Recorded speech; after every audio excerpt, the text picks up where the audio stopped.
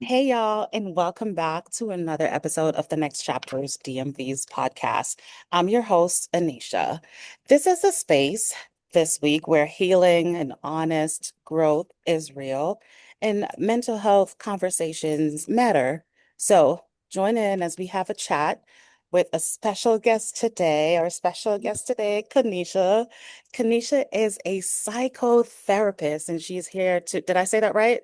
hmm She's hmm here to share a lot of her experiences and expertise and lived advices with us about mental health. Let's hop in. Hey, Kanisha. Hey, Anisha. Hey, boo. Hi. It's so nice to finally have you on the podcast. Welcome, Yes. welcome, welcome. Thank you. We're Thanks for gonna wait. having me. I Yeah, we're appreciate gonna it. waste no time today. So my very first question for you is, what inspired you to be a therapist? Ooh, it's a good question. What inspired me to be a therapist really was my childhood and kind of my relationships with my siblings on my mom's side.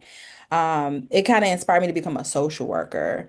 And so, kind of seeing us grow up on different tracks and like not having support versus when you do have support motivated me to want to work with people.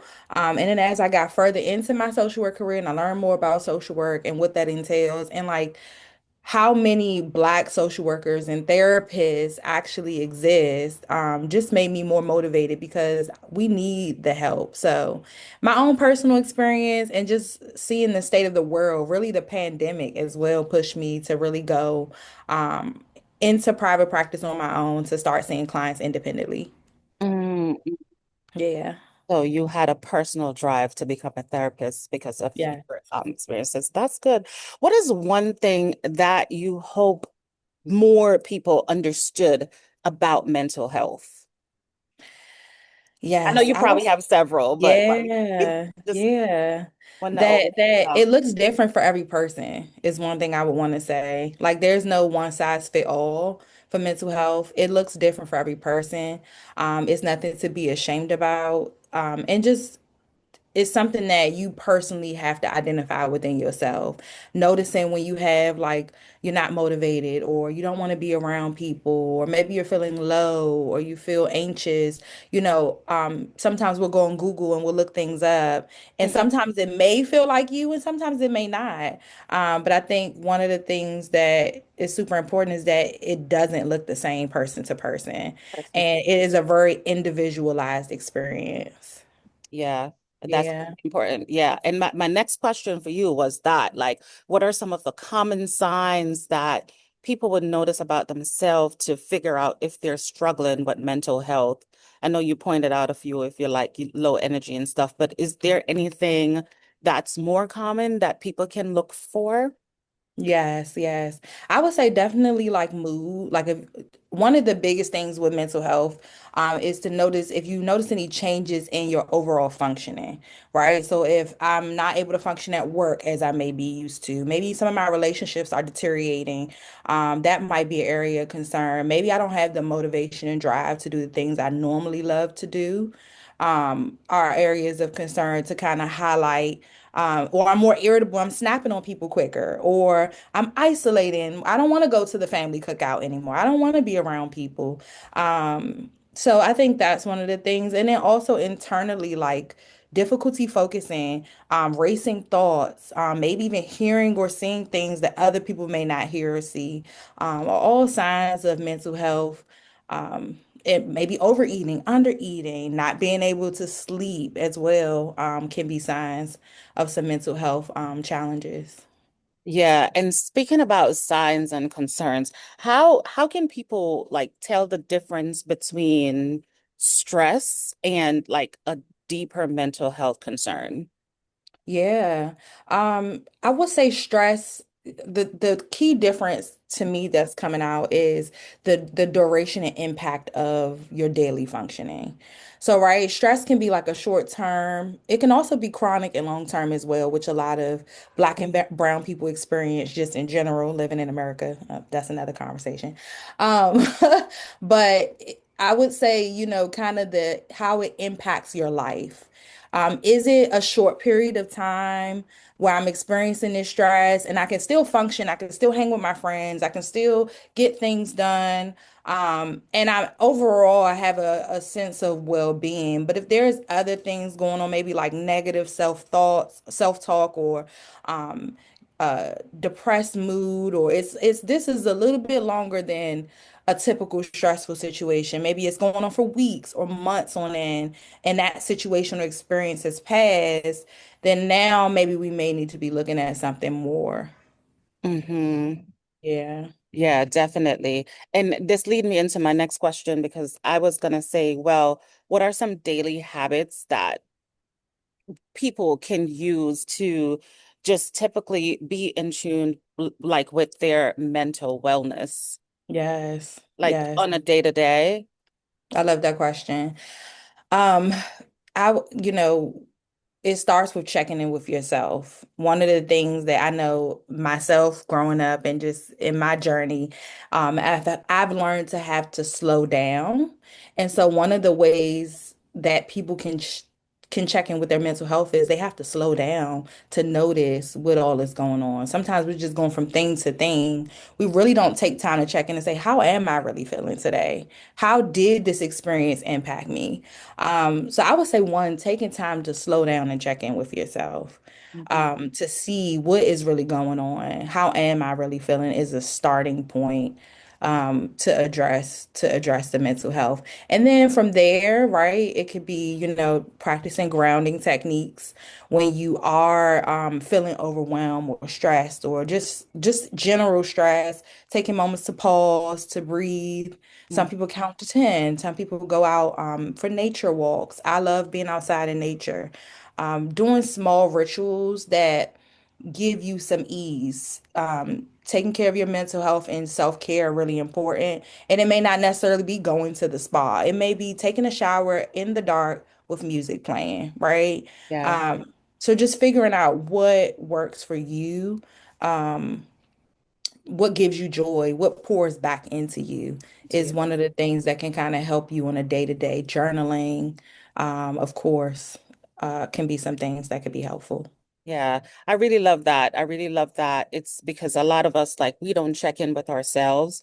Oftentimes, we look for somewhere else to point the finger instead of like checking in Mhm. with ourselves. So that's a really, really good answer, which leads me into another question that I've always had, right? So, as a therapist, how do you personally protect your own mental health? Yes, yes, that's key. I was told growing up, a good therapist always has a therapist. Yeah. Um, Hmm. so, I mean, within this field, I would say, in my career, growing in my career as a therapist. So, I would say one, that's important. I'm in therapy. I check in with myself regularly. I journal. I do yoga. Just making sure to tune into my needs and care for myself. Because if I don't take care of myself, then I can't help anybody else. So it really, really starts with us. And I know us as women, we want to do all the things and work hard and help everyone else. But we really have to start by pouring into us first so that we can show up whole to be able to give to other people. Yeah, absolutely. Yeah. And how important are boundaries? Mm, She said, boundaries for protecting your mental wellness. How important are those for us to have? yes. It is. Um, It is essential. It is essential to your peace because if you think of yourself like a vessel, right? As a person, I'm a vessel, right? I have this energy, I have ideas, I have thoughts, I have feelings. And I have family and I have friends and I have people who also want me to be involved in their lives or may need things from me as well. So if I am constantly pouring out and giving to everyone else, what do I have left over within myself, right? What is left for Mhm. me? And so, without those boundaries, there is no separation between you and what someone else needs, what you need and what someone else needs. Because I'm constantly pouring out whatever someone needs, yes, there's never a no, right? And so Yeah, eventually you run dry and you have nothing eventually, left. nothing left. Yeah, Yeah, yeah, I yeah. totally agree. Well, what? Why do you think many people avoid therapy? How Mm. can we like reduce that stigma right now? Yes. Because Yes. I feel like therapy, right, is important. I go to therapy and I feel like it helps me to unpack and I guess reload with the strategies that my therapist share on how I can cope with just everyday life.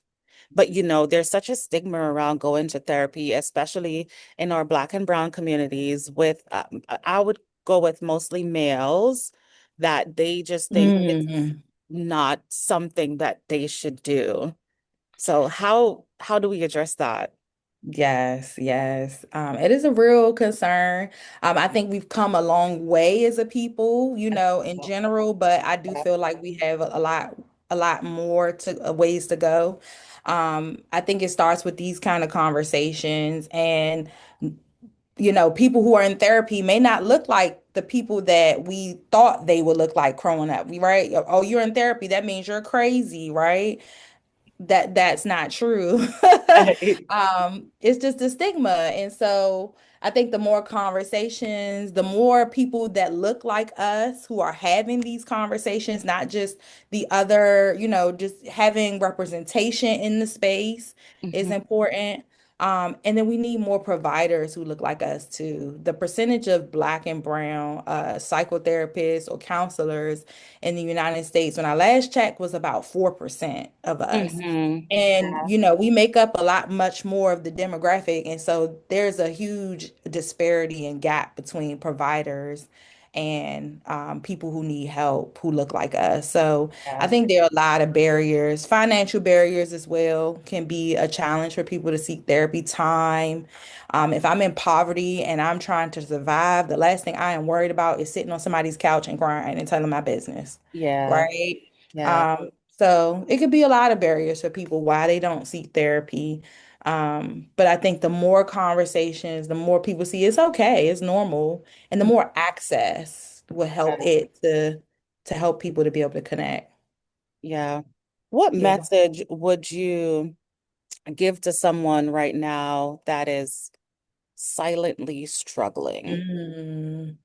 Yes, I would say you're not alone, right? And you don't have to do it alone. It might feel like you're alone, but you don't have to do it alone. There are people who not only are trained, but genuinely want to help people and help you to get to a better space in life, right? And there is a light at the end of the tunnel.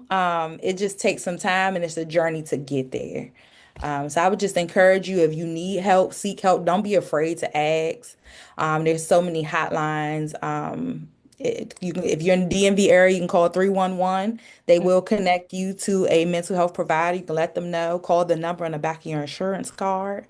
A Yeah. lot of people don't even know they can call the number on the back of their insurance card to And find a therapist. yeah, Yeah, yeah. yeah, Yeah. yeah. And pretty much this leads me into my closing questions. Like, where can listeners begin if they wanted to prioritize their mental health today? So you just spoke about the DMV, and you can tell them like where to find you and the services that you provide. Yeah, so I mean, first and foremost, you can start by reaching out to me. I do have some availability. My population that I work with right now are Black women who are committed to setting boundaries, overcoming burnout, and maybe going through life transitions, experiencing anxiety. Those are kind of the women I specialize in working with. But if you're looking for something more specific, you could go on different platforms like Therapy for Black Girls, where you can search providers, buy your insurance, buy your address if you want virtual or in person. And there are also other platforms like Psychology Today that you can use to find a provider, as well as the number on the back of your insurance card too. So there are a Yeah. lot of resources to help people find what they need.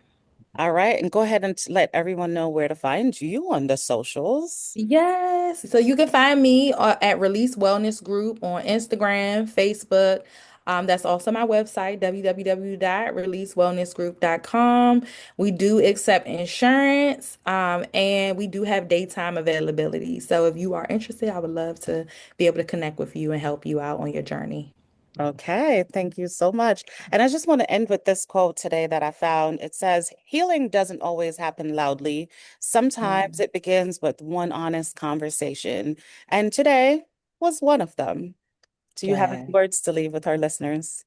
Yes, I just want to say, this is Mental Health Awareness Month. Yes. Now is the time. It's spring, so a new you is waiting. So if you haven't been in therapy or you feel like you need to talk to someone, please reach out. It's okay. It's nothing to be ashamed of, and it's only the beginning of your next chapter, is what I would Yes. say.